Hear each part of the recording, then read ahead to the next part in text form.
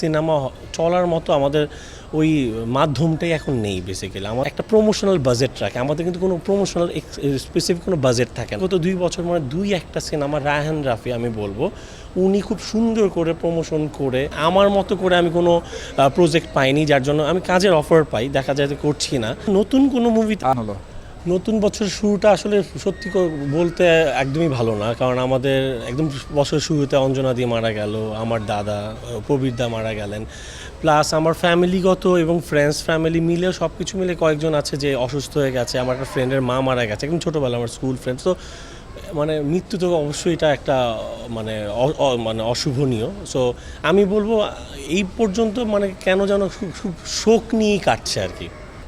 যেহেতু নতুন বছরে বেশ কিছু সিনেমা রিলিজ পেয়েছে, অর্থাৎ সহতে জবাব যদি বলি বা প্রিয় মালতী বা মেকআপ সিনেমা, আসলে আপনার দৃষ্টিতে কি মনে হয় যে আসলে সিনেমাগুলো কেমন চলছে বা দর্শকরা কতটা মানে আগ্রহ সহকারে এগুলো দেখছে? আমি বলবো আসলে বাংলা সিনেমা সবসময় বেশি বেশি আসুক, সবাই মানে সবসময় হল ভর্তি মানুষ থাকুক, সবাই বাংলা সিনেমা দেখুক, আমরা তো তাই চাই, যেহেতু আমরা সিনেমার লোকজন। তারপরেও এই সময় এই সিচুয়েশনে যে সিনেমা একটার পর একটা রিলিজ হচ্ছে, এটা আমি অ্যাকচুয়ালি সবাইকে, আমি প্রডিউসার থেকে শুরু করে হল মালিক থেকে শুরু করে সবাইকে আমি অনেক অনেক সাধুবাদ জানাই যে তারা এখনও আমাদের সিনেমা নিয়ে আসছে, এন্টারটেইন করা, বিনোদন দিতে যাচ্ছে দর্শক, এবং দর্শকরাও ভালোবেসে এখন আমাদের সিনেমাগুলো এসে দেখছে।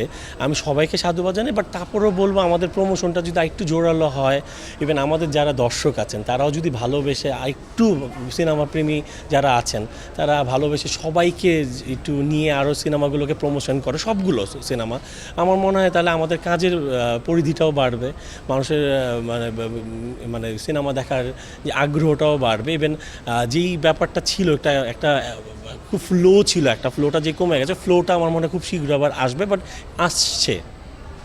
যেহেতু প্রমোশনের কথা বলেন, যে আসলে আমরাও দেখেছি যে দেশের বাইরে অনেক প্রমোশন হয়ে থাকে, বাংলাদেশের প্রেক্ষাপটে নির্মাতাদের মাঝে আসলে প্রমোশনের এই বিষয়টি অনেক ক্ষেত্রে আমরা একটু গাফলতি দেখি। যেমন মেকআপ সিনেমার ক্ষেত্রে আমরা আসলে ওরকম প্রমোশন আসলে দেখিনি।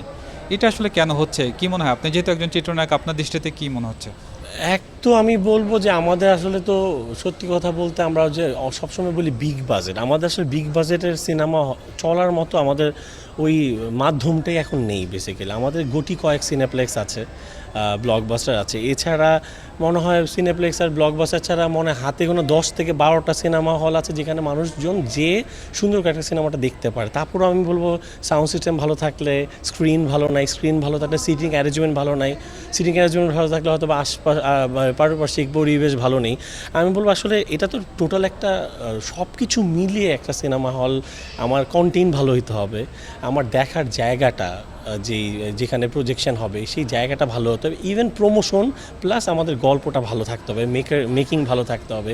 আর তারপরে তো যারা অভিনয় শিল্পী আছে তারা যদি এটা ফুটিয়ে তুলতে পারে, এটা অবশ্যই ফ্লো হবে। এই মানে যেই ক্রাইসিস মোমেন্টও কিন্তু দু একটা সিনেমা ভালো হয়ে যাচ্ছে, এটা নিয়ে আলোচনা হচ্ছে, অবশ্যই তার মধ্যে সেই সিনেমা থেকে এমন কোনো এলিমেন্ট আছে যে দর্শককে টেনে নিয়ে যাচ্ছে এবং সেই সিনেমাটা হিট হচ্ছে। সো আমি বলবো প্রথমত আমাদের একটা গল্প ভালো সিলেকশন করতে হবে, অবশ্যই আমার প্রডিউসার যে আছেন, প্রডিউসারকে ওই গল্পের প্রয়োজনে যতটুকু বাজেট দরকার তাকে সেই বাজেটটা দেওয়া লাগবে, এবং একটা ভালো গল্প যদি দাঁড়িয়ে যায়, আমাদের যেটা মনে হয় আমি এই পর্যন্ত লাস্ট 10 ইয়ার্সে আমার যতগুলো সিনেমা রিলিজ হয়েছে, আমি একটা জিনিসের ঘাটতি দেখেছি, কোনো সিনেমার ডিরেক্টর বলবো প্রডিউসার বলবো আফটার মানে মুভির যে প্রমোশন করার জন্য যে একটা এক্সট্রা বাজেট ধরা, এটা আমার মনে হয় বাইরের প্রত্যেকটা কান্ট্রিতে তারা একটা প্রমোশনাল বাজেট রাখে, আমাদের কিন্তু কোনো প্রমোশনাল স্পেসিফিক কোনো বাজেট থাকে না। হয়তো বা সিনেমাটা রিলিজ হওয়ার আগে কিছু টাকা খরচ করে জানানোর চেষ্টা করা জোর করে যে একটা সিনেমা আসছে, কিন্তু একটা হয় না এটাকে নিয়ে আলাদাভাবে ভাবা, এটা আলাদাভাবে প্রমোশন করা। আমি বলবো তাও বাংলাদেশে লাস্ট বিগত 2 বছর মানে দুই একটা সিনেমা রায়হান রাফি আমি বলবো উনি খুব সুন্দর করে প্রমোশন করে মানুষকে জানিয়েছে এবং দর্শককে নিয়ে আসতে পেরেছে। সো উনি কিন্তু সাকসেস ওনার জায়গাতে। সো সবাই যদি এইভাবে ভাবে যে আমার একটা আমার মুভির বাজেট 10 টাকা, আমি 2 টাকা আলাদা করে রাখি, তাহলে টোটাল আমার মুভির বাজেট 12 টাকা, আমি 2 টাকা ধরবো না, এই 2 টাকাটা দিয়ে আমি প্রমোশন করবো ইভেন ডিফারেন্ট ওয়েতে। এটা নিয়ে যদি আমাদের না অ্যাকচুয়ালি মুভিটা মানে যখন সেন্সর পেয়ে যায়, তারপর আমার মনে হয় যে ভাবনাটা দরকার, বাইরের দেশের যারা পার্শ্ববর্তী দেশেও যারা অন্যভাবে ভাবে, আমার মনে হয় আমরা সেভাবে ভাবছি না, বা ভাবলেও হয়তো বা কেন যেন কানেক্ট করতে পারছি না। শিপন মিত্র যারা ভক্ত ছিল তারা সবাই জানতে চায় আসলে আমরা শিপন ভাইকে আবার কবে নিয়মিত পাবো। আসলে আপনাদেরকে অনেকদিন আমরা আসলে চলচ্চিত্রে দেখছি না, আসলে কি কারণ? এক তো বসন্ত বিকেলের পর সত্যি বলতে আমি মনে হয় কি একটা ভালো গল্প করে ফেললে একটা তো কাজ করার স্পিরিটটা আরও বেটার কিছু মনে হয় দর্শকদের দেই। সেই ক্ষেত্রে সেইভাবে আমি একটা তো অবশ্যই ভালো গল্প পেয়েছি, আমি যেহেতু সবসময় একটু সিলেক্টিভ। সো বসন্ত বিকেলের পর আমি যে কটা কাজ করছি এছাড়া ওইভাবে আমি আমার মতো করে আমি কোনো প্রজেক্ট পাইনি, যার জন্য আমি কাজের অফার পাই, দেখা যায় যে করছি না।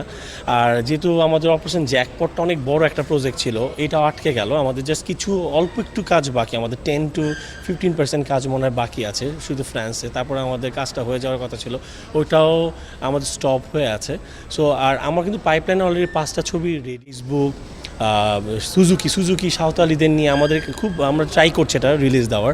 আর এছাড়া নীল ফোর্ডিং, ভালোবাসার প্রজাপতি আর অপারেশন জ্যাকপট হয়ে গেল। অপারেশন জ্যাকপটে 5টা মুভি কিন্তু আমার মোটামুটি পাইপলাইনে আছে।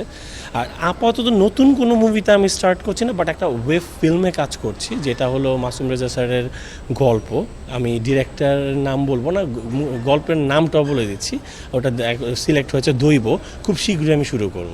দর্শকদের উদ্দেশ্যে একটা কথাই বলবো, আপনারা অনেক লক্ষ্মী বলেই এখনও আমাদের ভালোবাসছেন, এত কিছু উত্তরে আমাদের ভালোবেসে মুভি দেখছেন, আমাদের সাপোর্ট করছেন। আপনারা সাপোর্ট করছেন বলেই আমরা এখনও কাজ করে যাচ্ছি। আপনাদের ভালোবাসা পাওয়ার জন্য আমরা সবসময় রেডি আছি। আমাদের বেশি বেশি ভালোবাসুন, বাংলা সিনেমা দেখুন, হলে এসে সিনেমা দেখুন, আর বাংলা চলচ্চিত্রের সাথে থাকুন।